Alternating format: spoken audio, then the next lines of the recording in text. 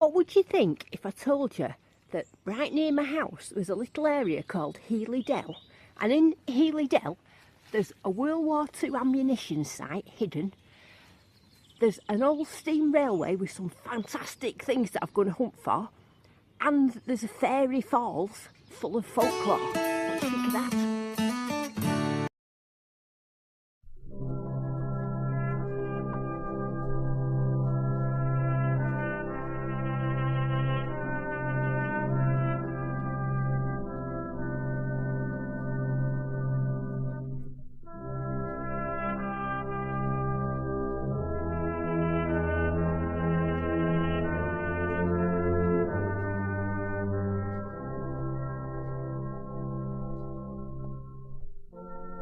I'll never forget that first day at Pitt.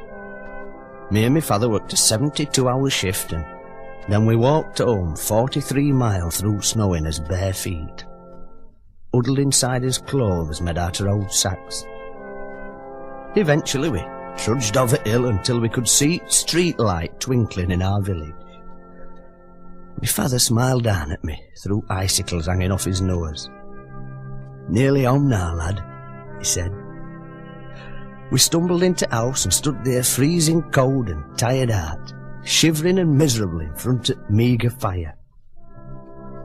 "Any road," my mum says. "Cheer up, lads. I've got you some nice brown bread and butter for your tea."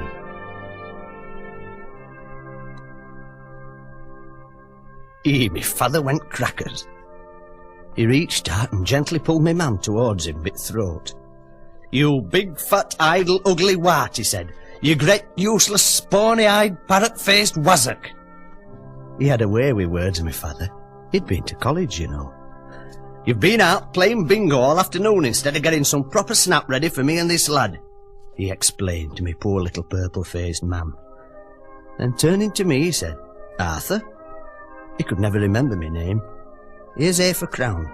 Nip down to Chipoil and get us a nice piece of haddock for us tea. Man cannot live by bread alone." He were a right day to me father.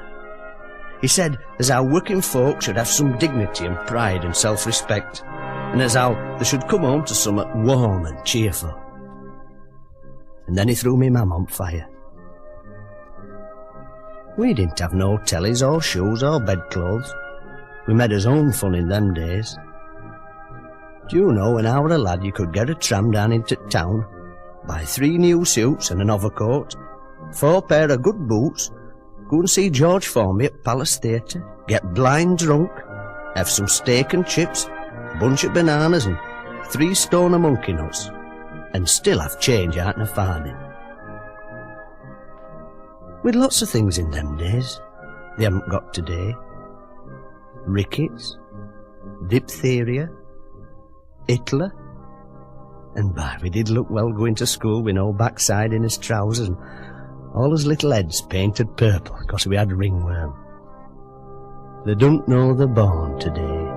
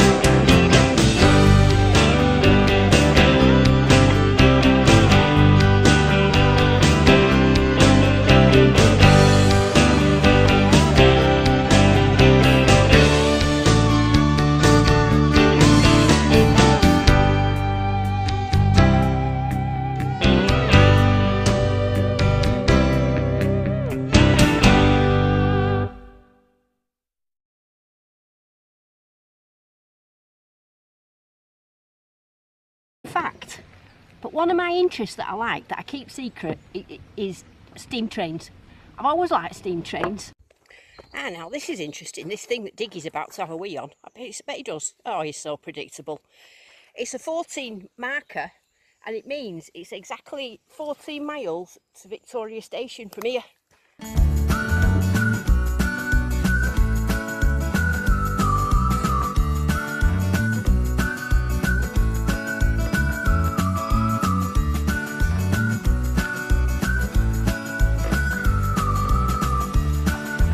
Shame there's so many trees, you can't see it properly. Absolute bit of engineering at its best, that is.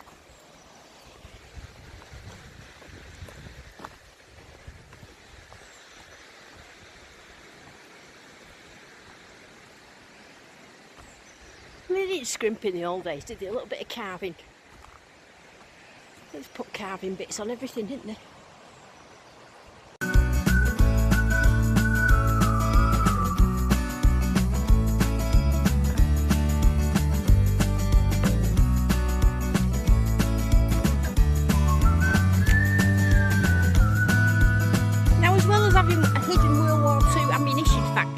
It's got this, which is Old Mill in Thruch. That's Anglo-Saxon, that's a lot of Anglo-Saxon in that. Old Mill in Thruch. What it means is the old mill in the Thruch. That's what it means. Anyway, it was built in about 1676 and it's just down there. He's overexcited now. Look, he's trying to get near the edge. That's why he's on the lead. It's just crazy. Oh, okay. Right, not going down there. It's too dangerous. Right, well, this is where the big water wheel would have gone. See, it's water wheel sort of shape. And that little bridge there, there used to be two of them. There was one there. I'm not sure if it was here or a bit of it. But we had a big storm a few years ago. And it washed one of the bridges down. Oh, there it was, the other one. You can see all the bits of bricks, can't you? See all the bricks there. They're thinking it's like lunatic. They'd be in there, just being washed away. Now, this is a sort of beauty you're going to be exposed to in a minute. Look at that. Beautiful, isn't it? Diggy dog go near the edge. Look, you danger dog.